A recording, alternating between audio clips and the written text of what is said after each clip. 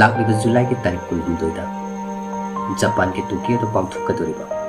मालेंगी मसक नायरबा सानरु कयाना sir यागदोरिबा Olympic games असिदा इरमदम असिदगी इरमदम की मिंचत पुरक्तबा यादे हाइदुना तुंबा चाबा खंगदबा मखै कन्ना होनदुना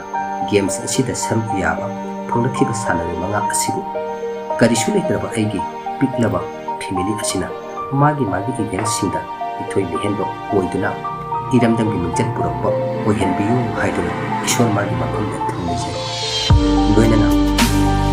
ख्वाई मियामना सु सानरु मंगा असिबु थगतबि अदुगा मखोय मंगाना मेडल कयागा लोइना हलबो